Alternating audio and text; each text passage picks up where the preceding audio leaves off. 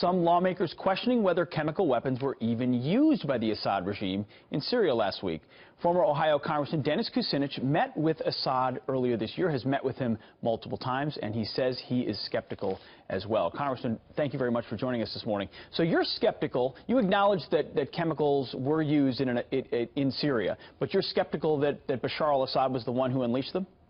Well, I agree with Representative Gabbard that we should have had an investigation here and then made a determination as to who was responsible.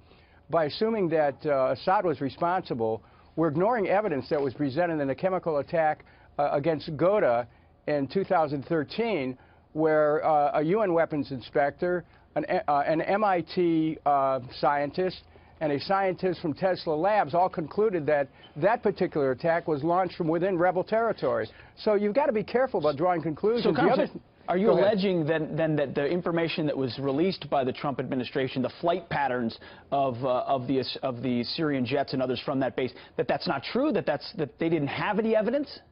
Well, keep this in mind. The flight patterns could have been correct, except suppose the gas was released on the ground after the attack. See, these are the kinds of things that an investigation would show. But have rebels been shown to use gas in Syria? Yes. I mean, chemical attacks on the scale of which Assad has already been shown to use? Because you would acknowledge that Assad has used chemical weapons on his own people before, correct?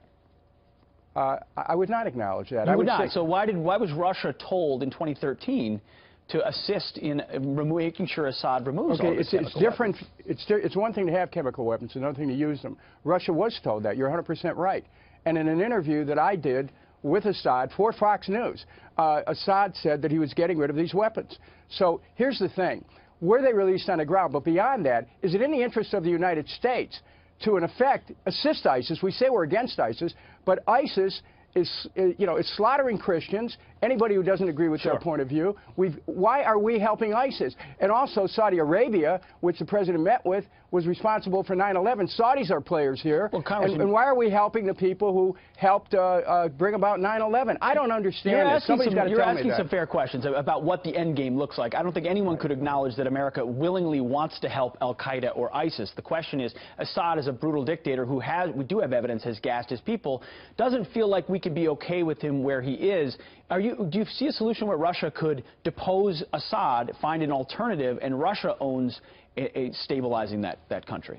Well, there is no military solution. Russia is needed to help bring about a political solution. And we have to keep in mind, if the U.S. forces regime change here, look at Iraq, look at Libya, look at the human effect. Over 1 million Iraqis died in that war already. We don't want to be responsible for inflaming a war, and we sure don't want to be responsible for putting ISIS and al-Qaeda in charge. Well, aren't we, fair enough, but are we not already responsible for a great deal of the violence that has ensued already? We drew a red line, said we were going to, Assad had to go. Assad we never did anything to create that tipping point. Russia came in, backed him up. Now he's stronger than he's been in a long time. Wouldn't it have to be Russia that would bring about a peaceable regime change? And then we're still fighting ISIS, so we're trying to crush ISIS at the same time.